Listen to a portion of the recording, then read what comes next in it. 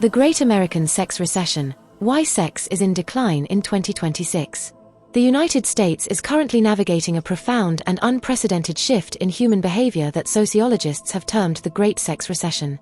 Data from the most recent General Social Survey, GSS, and academic studies indicate that Americans across nearly all demographics are having significantly less sex than previous generations. This decline is not merely a statistical quirk but a reflection of a society reshaped by digital technology, economic pressures, and a burgeoning mental health crisis. The data, a statistical overview of the decline. The downward trend in sexual frequency has been accelerating for over 3 decades. In 1990, approximately 55% of U.S. adults aged 18 to 64 reported having sex at least once a week. By 2024, that figure plummeted to just 37%. The most acute decline is observed among young adults, ages 18 to 29, where the rate of sexlessness, defined as having no sexual partners in the past year, has doubled from 12% in 2010 to 24% in 2024. The digital opiate, technology as a substitute for touch. A primary driver of this recession is what social psychologist Jonathan Haidt calls the great rewiring of the human experience. The proliferation of smartphones and high-speed internet has introduced electronic opiates, social media, endless streaming, and pornography that compete directly with physical intimacy for time and attention. Furthermore, the phenomenon of technofrence, where digital devices interrupt couple interactions, has been linked to lower relationship satisfaction and decreased sexual frequency even among cohabiting partners. Bedtime procrastination, the habit of scrolling through feeds instead of engaging with a partner, has effectively pushed intimacy out of the bedroom. The economic squeeze and the mating market.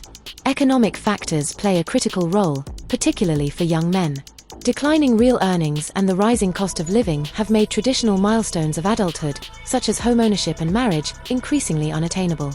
Research suggests that young men with lower earnings are less appealing on the mating market, leading to a decline in relationship formation. Additionally, the rise of the hermit economy has seen young adults spending significantly less time socializing in person. Between 2010 and 2024, the average time young adults spent with friends weekly dropped from 12.8 hours to just 5.1 hours. This lack of physical proximity reduces the liquid courage opportunities traditionally provided by bars and parties, further depressing hookup and dating rates. The mental health paradox, anxiety and the SSRI factor. The decline in intimacy is also inextricably linked to the national mental health crisis. Americans are reporting record levels of anxiety and depression, both of which are known to suppress libido. However, the medical response to this crisis may be inadvertently compounding the problem. Selective serotonin reuptake inhibitors, SSRIs, the most commonly prescribed antidepressants, are notorious for their sexual side effects.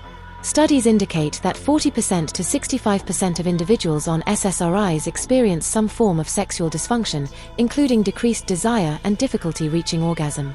As more young people are prescribed these medications earlier in life, their sexual bloom is being chemically blunted before it can fully develop. The future of intimacy, RE lovers and the new normal. As we look toward the remainder of 2026, the emergence of digital intimacy and AI-powered companions is beginning to fill the void left by human connection.